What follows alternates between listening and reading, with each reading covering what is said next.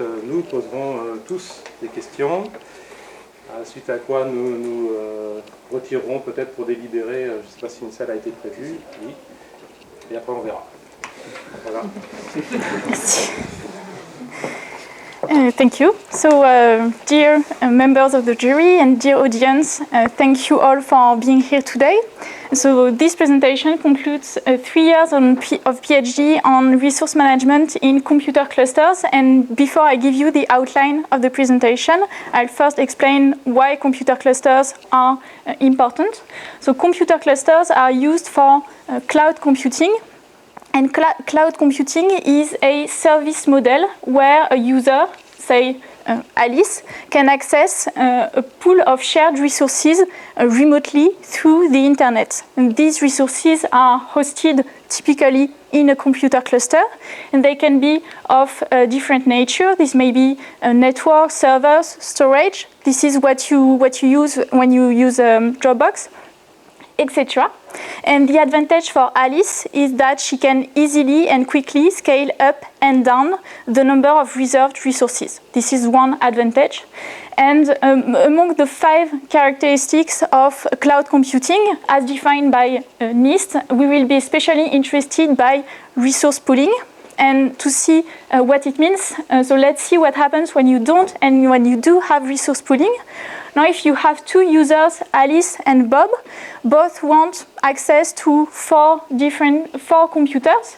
If you don't have resource pooling, these computers will be hosted in, separated. They will be hosted in different parts.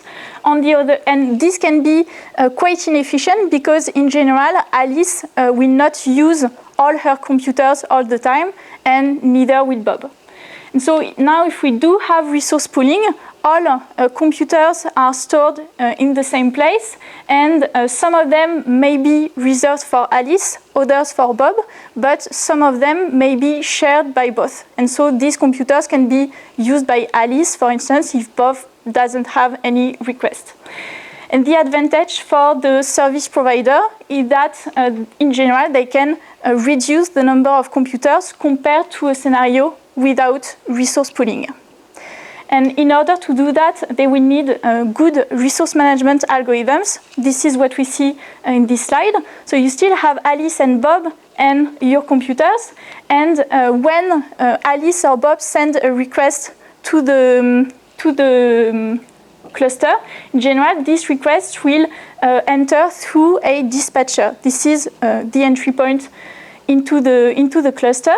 And so if you focus on the dispatcher and the computers, when a job arrives, first the dispatcher needs to assign this job to 1 or more computers in the cluster. And this is the job of the load balancing algorithm. And the objective is to balance load across computers.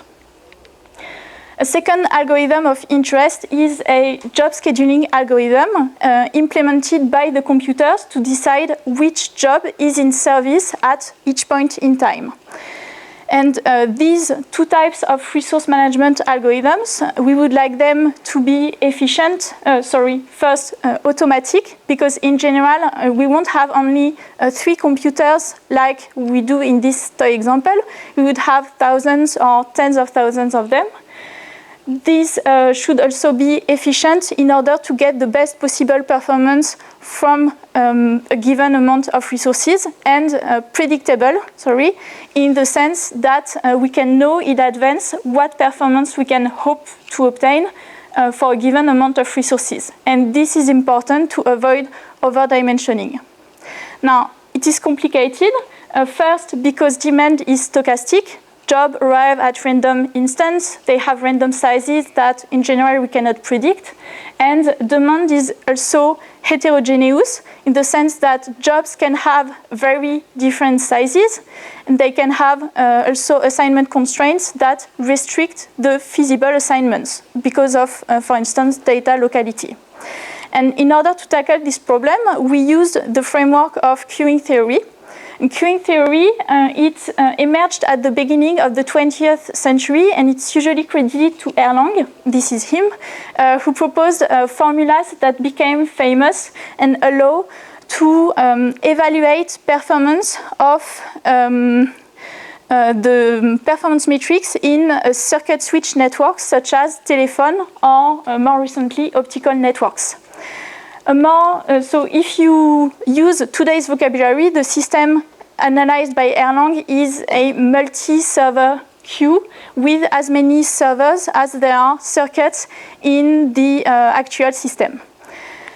A second model famous in queuing theory is the single server queue. So here you just have one server, an infinite queue, and although in general performance depends on the scheduling algorithm, one result that will be interesting to us is that if you assume a Poisson rival process, which we will assume in the rest of this presentation, and if service requirements are exponentially distributed with unit mean, under these two assumptions, the first come, first served policy is equivalent to a processor sharing policy with respect to the stationary distribution of the queue state.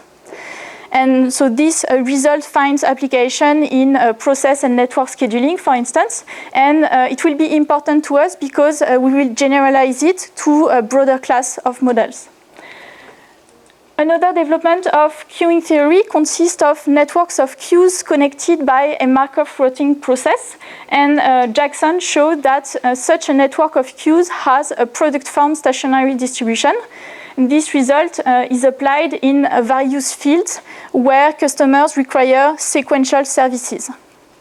Now, more recent models tend to be more abstract. One example is Whittle networks. A Whittle network is a network of processor sharing queues with coupled service rates. So here you have two queues. The network state is described by the number of customers in each queue. And the service rate of each queue depends on the state of the whole network. And under an assumption, a property called the balance property, we can again express the stationary distribution of the network state, assuming Poisson arrival process and exponentially distributed job sizes. And this, an example of application of Whittle networks is data networks, where so each queue of the Whittle network corresponds to a type of data flows that follow a given route in the actual system.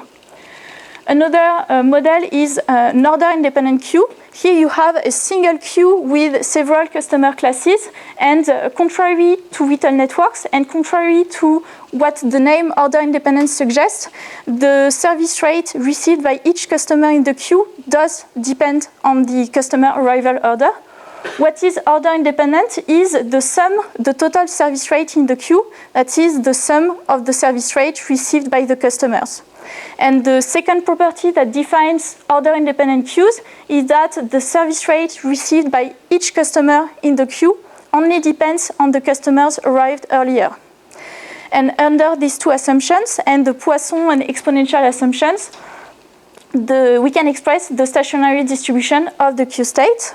And one of our contributions in the manuscript is to consist of showing that these two models are equivalent with respect to the stationary distribution of the system state, which generalizes the result I've just mentioned about the single server queue under processor sharing and first come, first served.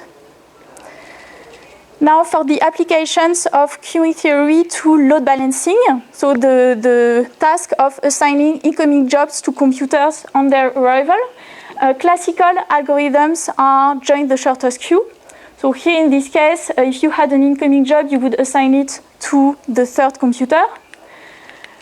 Power of two choices. Instead of looking at the state of accounting of all computers, you focus on two computers chosen at random and you assign an incoming job to the one of the two with the shortest queue. And the advantage compared to join the shortest queue is that it reduces the communication overhead. And a third, so here you would assign to computer one. And a third example is a join idle queue. If you don't have any idle computer, you just choose one uniformly at random.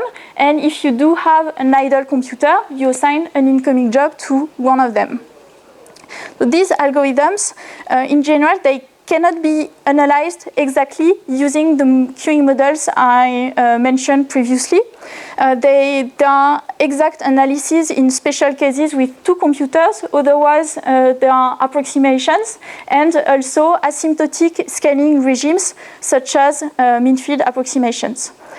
And so in this presentation, we'll be interested with another type of load balancing algorithms, which are insensitive algorithms.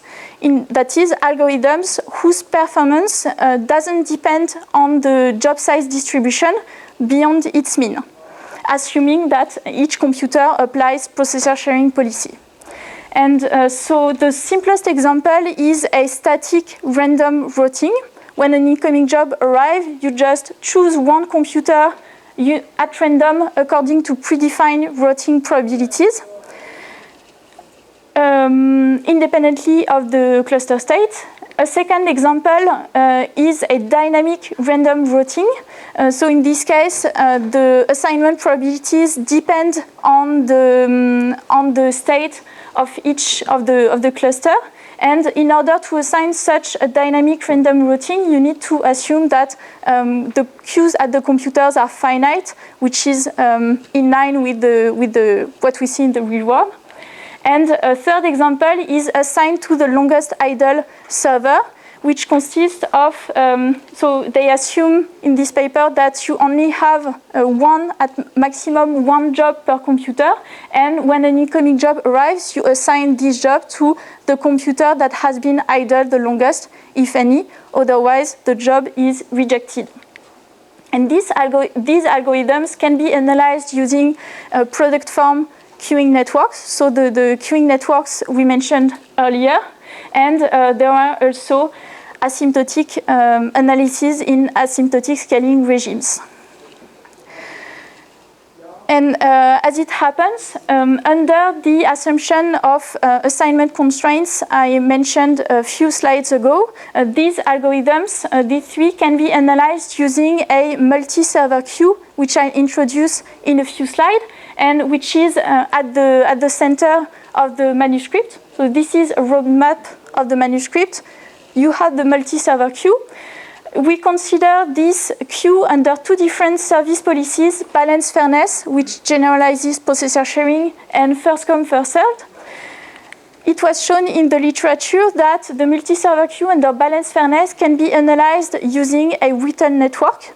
On the other hand, we observe that the multi-server queue under first come, first served is a special case of an order-independent queue. And we also show that order-independent queues and Whittle networks are equivalent with respect to the stationary distribution of the system state. So in the presentation, we will show this result applied to the multi-server queue, and it states that balance fairness and first come, first served are equivalent with respect to the stationary distribution of the queue state. For the analysis of the multi-server queue, we also looked at closed form formulas to compute long-term performance metrics, such as the mean delay or the mean service rate.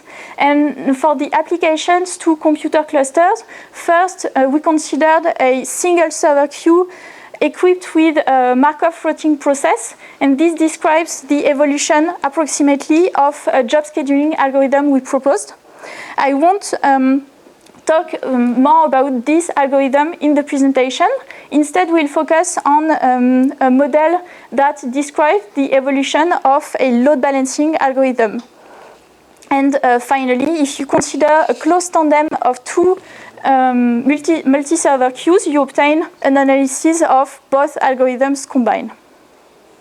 So for the presentation, first I'll define the multi-server queue and give the equivalence of balance fairness and first come, first served.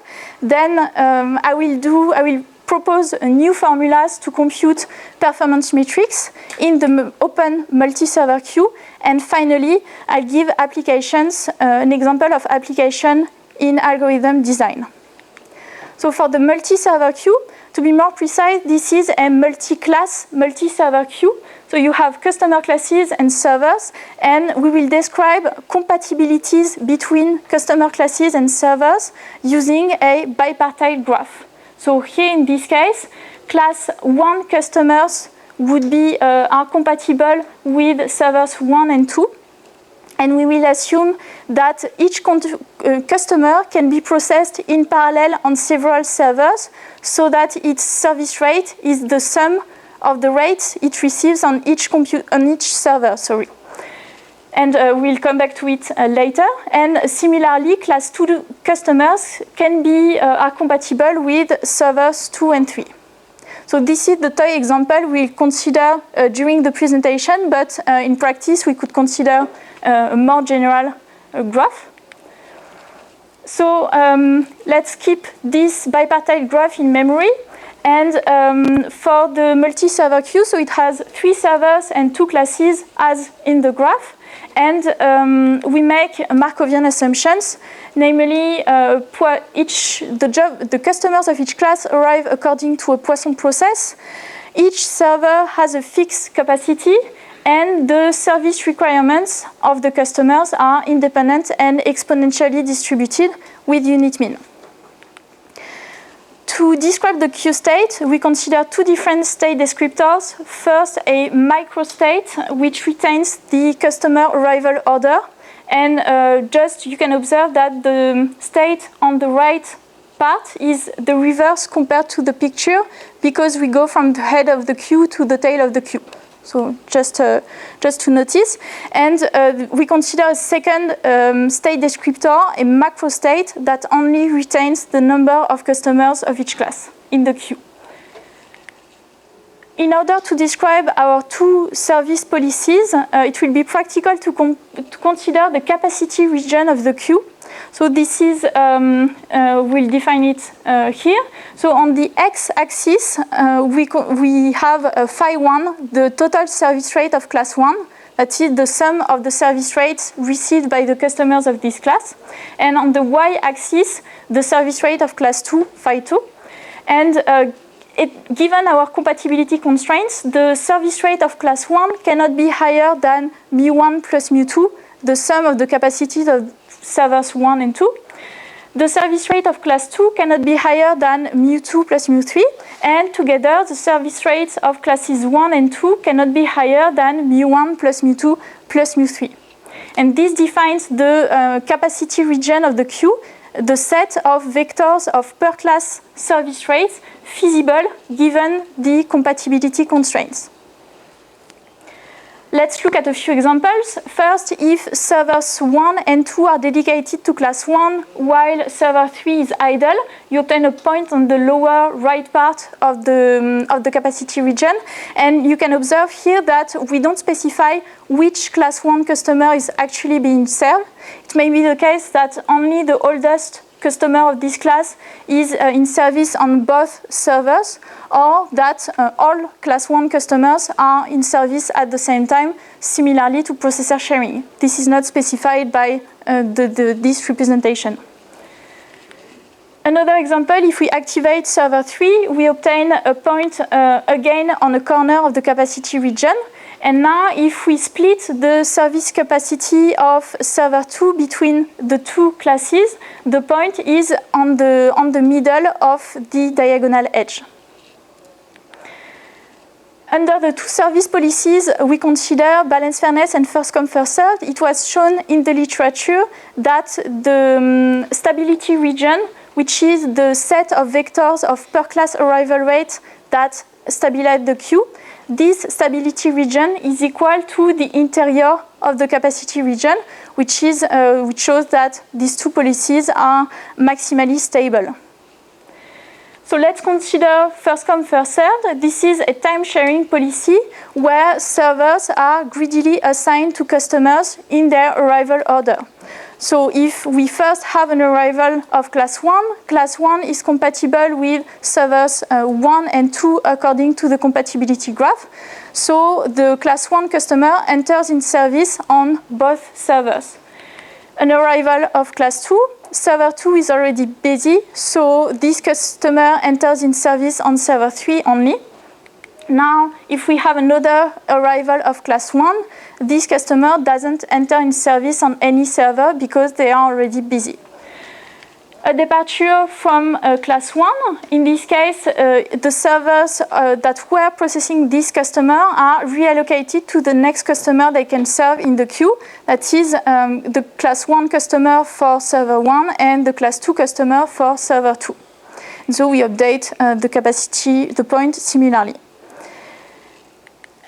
In order to obtain a Markov process, since the rate allocation depends on the customer arrival order, we need to consider the microstate and its stationary distribution was already obtained by Gardner and her co-authors. Our observation is that this queue is actually order independent, so we can quickly verify the two conditions that make order independent queues. First, the total service rate doesn't depend on the customer arrival order. This is the case because the total service rate is the sum of the capacities of the servers that can process at least one customer in the queue. And second point, the service rate received by each customer only depends on the customers arrived earlier. And this is the case because of the greedy rates, the greedy server allocation. So we indeed have an order-independent queue. Now, if we consider our second policy, balance fairness, this is an extension to a multi-class extension to processor sharing, which was proposed in proposed and analyzed in these papers. And contrary to the previous policy, here the rate allocation is independent of the customer arrival order. And let's see what happens if you only have a class 1 customer. In this case, that's the same as before. This customer is in service on servers 1 and 2. Similarly for class 2.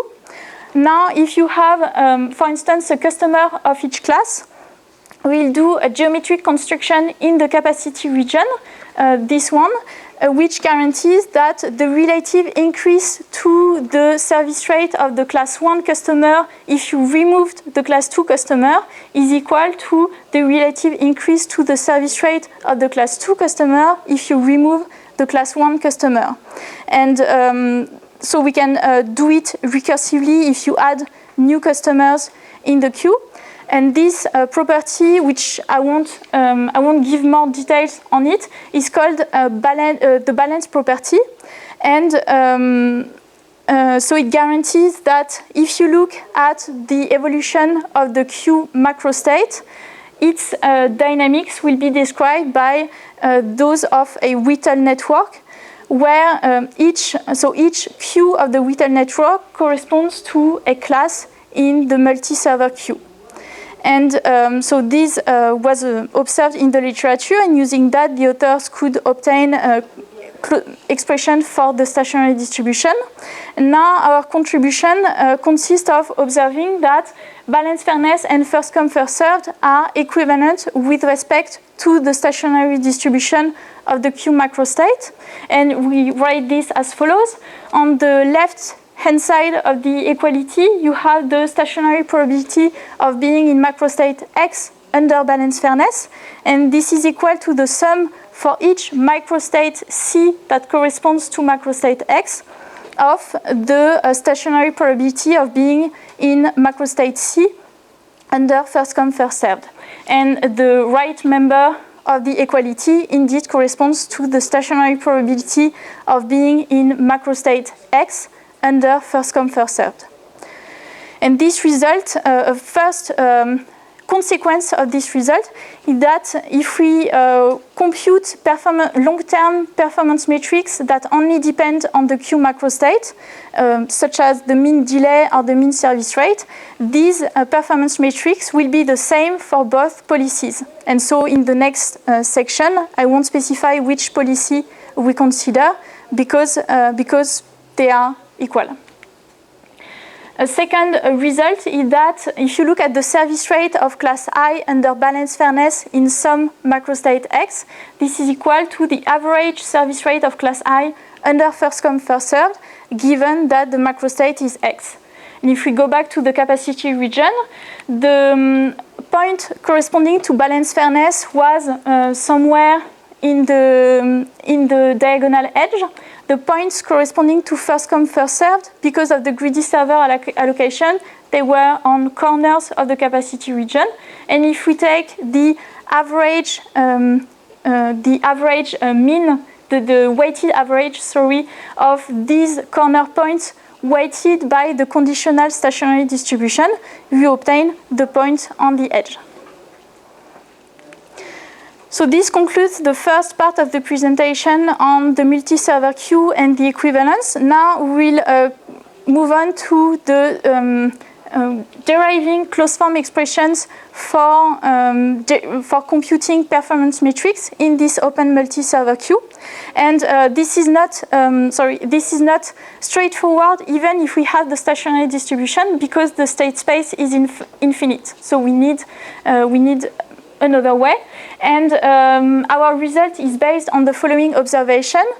Given that some server S is idle, the stationary distribution of the queue is the same as the stationary distribution of another queue, which we call the restricted queue, where the classes compatible with server S do not generate any traffic.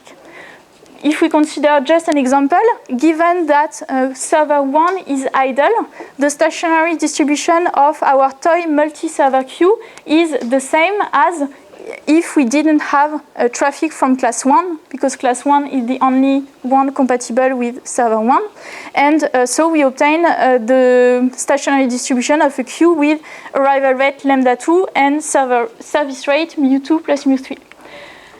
In particular, we will consider psi given minus s, the probability that the queue is empty given that server S is idle. And according to our previous observation, this is also the probability that the restricted queue without server S and its compatible classes is empty. Now, our result. First, we have a closed form expression for the probability that the queue is empty, psi. This is a product of two factors, 1 minus rho. This factor is what we would obtain if we had a complete resource pooling, if the bipartite graph were complete, because in this case, the queue behaves like a single server queue with total service rate lambda 1 plus lambda 2, total service rate mu1 plus mu2 plus mu3. Second factor is we see it at the overhead due to the incomplete resource pooling, and in practice this is the harmonic mean of the psi given minus s weighted by the mu s. For the expected number of customers in the queue, we have a similar result, again in two parts, the complete pooling and the overhead, and we can use this formula to to express the mean delay using Little's law. And we have a similar result for the expected number of customers of each class in the queue. Using this formula recursively by progressively eliminating servers, we can compute the performance metrics in a complexity exponential in the number of servers in general. And if as we'll see in a few slides, complexity can be made polynomial in several interesting cases. And before we see these interesting cases, let's just look at what we obtain on our toy example, just to compute psi. So we need to compute psi given minus 1, minus 2, and minus 3. Psi given minus 2 is easy because if you remove server 2, then you remove all classes. This is a queue without any input, which is empty with probability 1. Now, for psi given minus 1, as I said, if you remove server 1, you also remove class 1, and you obtain a queue that behaves like a single server queue with arrival rate lambda 2 and service rate mu2 plus mu3. So we can express the probability that this queue is empty. And similarly for psi given minus 3. For the proof of this formula, again, we focus on the probability that the Q is empty. We have two parts. First, we apply the law of total probability to express the probability that the Q is empty, depending on whether or not server S is idle. And then we can observe that the second line is actually 0 because the Q cannot be empty given that server S is active. So we can just eliminate this second line. We obtain psi equals psi S defined as the probability that server S is idle multiplied by psi given minus S. The second ingredient is the conservation equation, which states that the total arrival rate is equal to the total service rate accounting for idle periods in a stationary regime. And by replacing psi S with psi divided by psi given minus S, we obtain the formula we gave earlier. And so this concludes the proof. Now, in general, complexity is exponential in the number of servers, but I said we have identified interesting cases where it is actually polynomial. The first example is a queue with a global static random assignment. So you have, let's say, 4 servers, all with the same capacity, and incoming customers are assigned to a given number, say 2 servers, chosen uniformly at random. And you can represent this assignment in our model by defining one class for each possible assignment. So you have, with an assignment to 2 servers, you would have a class for servers 1 and 2, 1 and 3, 1 and 4, etc. All classes have the same arrival rate. And so we obtain a formula with a lower complexity in this case. This formula was actually obtained in a previous work by Gardner and her co-authors, but using our result, we could generalize it to heterogeneous degrees and heterogeneous server capacities. A second case we identified is a line structure. So servers are on a line, and customers can only be assigned to intervals of servers in this line. For instance, 1, 2, and 3. You couldn't have 1 and 3 only. You need to have 1, 2 if you take 1 and 3. 2 to 3, 2 to 5, etc. And again, in this case, we could reduce complexity. And similarly, in a ring structure where servers are on a ring, if you only allow for intervals of servers in this ring, you again reduce complexity. And you can also further reduce complexity in the line and in the ring structure if you consider a random assignment, a random static assignment in the line or in the ring. For instance, in the line, if you assign each incoming customer to 2 servers, in an interval of 2 servers chosen uniformly at random, you can again compute this, and similarly in the ring structure. For the numerical results on this part, so we considered this static random assignment with 100 servers. So we had a static random assignment either global or in the ring or in the line. We look at the mean service rate perceived by the users as a function of the degree of parallelism. So this degree was 2 in the previous slide, but here it can be anything between 1 and 100. And we see that the global assignment gives the best performance. Then a bit lower, you have the ring, and the performance is lower because in the ring you have fewer possible assignments.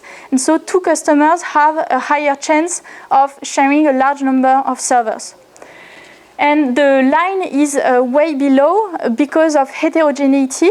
In the line, the servers at the center tend to have a higher load than the servers on the border. And so this has a cost. This is the end of the second part of the presentation on performance analysis. Now we'll move to the third part. As I said, if we consider an open multi-server queue with a Markov routing process, we can analyze the performance. So in this queue, each server is mapped to a computer as we would intuitively do. we can analyze the performance of a job scheduling algorithm we proposed, which generalizes round-robin scheduling algorithm.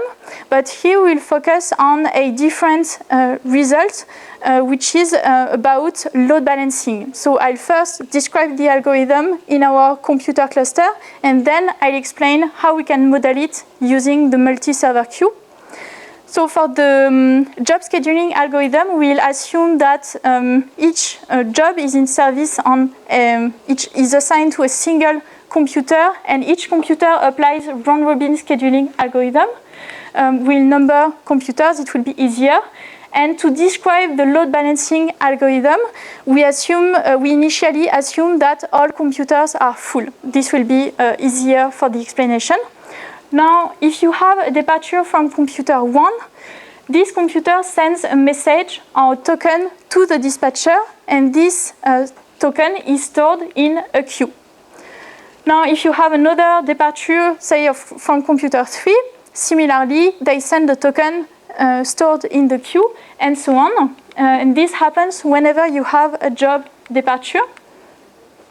And now, conversely, if you have a job arrival, which, for instance, is compatible with computers 1 and 2, the dispatcher will look through its queue and seize the oldest compatible token. Here it's easy. The job is compatible with computers 1 and 2. The oldest token belongs to computer 1, so the job is assigned to this computer. If we have another arrival compatible with computers 1 and 2, the oldest token belongs to computer 3, it's not compatible, so we seize the second oldest token, and the job is assigned to computer 2. And the intuition behind this algorithm is the same as that behind the assigned to the longest idle server algorithm I mentioned at the beginning, which is a special case of our algorithm. And the intuition is that an old token, a token that has been available for a long time, is likely to identify a computer that is on the long run less loaded than others. And so if you have an incoming job compatible with this computer, it's better to assign this job to this computer. Now, to perform the queuing analysis, we will consider the following cluster model. We'll describe assignment constraints by a bipartite graph between the job types and computers. Type 1 jobs in this example can be assigned to computers 1 and 2, and type 2 jobs can be assigned to computers 2 and 3. We make Markovian assumptions. The jobs of each type arrive according to a Poisson process. Each computer has a fixed capacity, and job sizes are independent and exponentially distributed with unit mean. And we assume that each computer has finite number LS of tokens. And so let's remember this bipartite graph. If we go back to our computer cluster, we will, in the queuing model, we will describe the movements of tokens in the cluster. In this example, tokens of computer 1 navigate between computer 1 and the dispatcher, etc., etc. And since each computer applies round-robin scheduling algorithm, we can model each computer with a single server processor sharing queue. And on the other hand, if we look at the queue at the dispatcher, the behavior of this queue is a bit unusual because tokens enter this queue when you have a job departure from the cluster, and tokens leave this queue when you have a job arrival in the cluster. And so this is, we see it in the way we model the queue. We'll have a multi-server queue with as many servers as you have job types in the cluster. So here in this case, the server 1, its service rate is nu1, the arrival rate of type 1 job. And this server can process the tokens of computers 1 and 2 because an incoming job of type 1 can seize the tokens of computers 1 and 2. And similarly, the second server has a capacity nu2 and it can process the tokens of computers 2 and 3. And we apply in this, among our two service policies, balance fairness and first come, first served, we apply first come, first served. And so as a result, in this particular example, the first server would be processing the second token that belongs to computer 2, and the second server would be processing the oldest token that belongs to computer 3. So overall, we obtain a closed network of multi-server queues, and in fact, we started from this model, and from this we derived the algorithm. And using this model and the equivalence between first come, first served and balance fairness, we can obtain formulas that are simpler to compute performance metrics.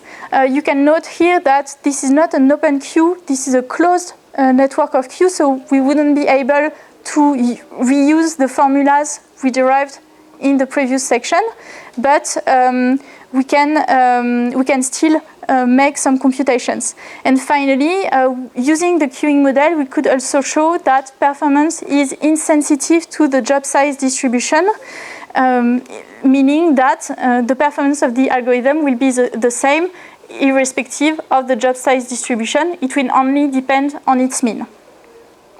For the numerical result, I'll just show one example.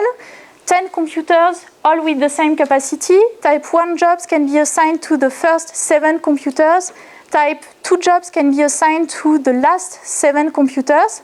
And the arrival rate of type 1 is 4 times that of type 2.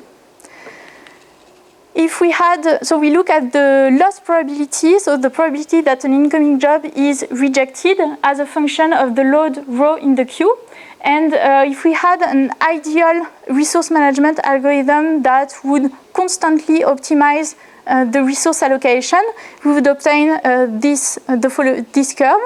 Now, if we applied a static random assignment that chooses one compatible computer uniformly at random, the loss probability would be higher because some computers become overloaded even if the overall load is less than 1.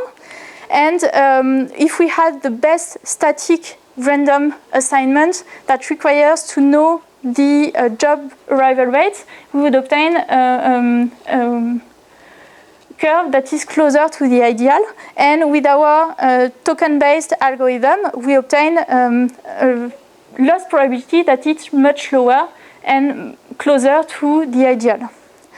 So this is the end of the presentation, and to conclude, this thesis and this manuscript is focused on the multi-server queue. We proved an equivalence result between balance fairness and first come, first served, and this is a special case of a more general result that we showed about Whittle networks and order-independent queues.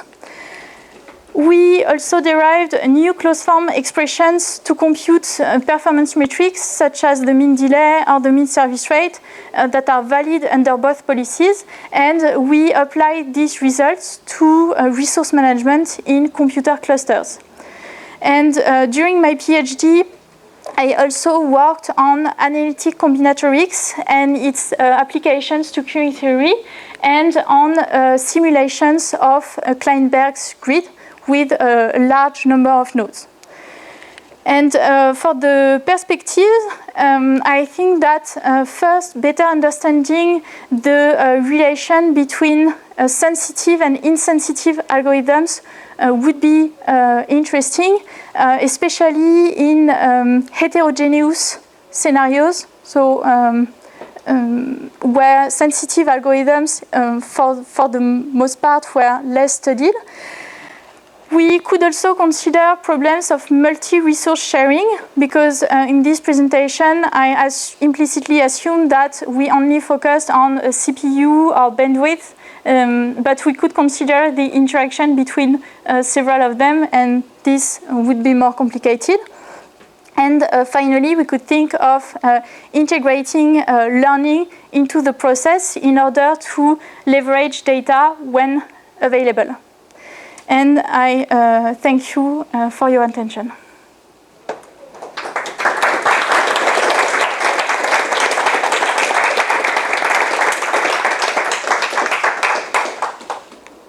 Okay, thank you for this presentation. Was well appreciated apparently, but we are going nevertheless to ask some questions if the jury wants.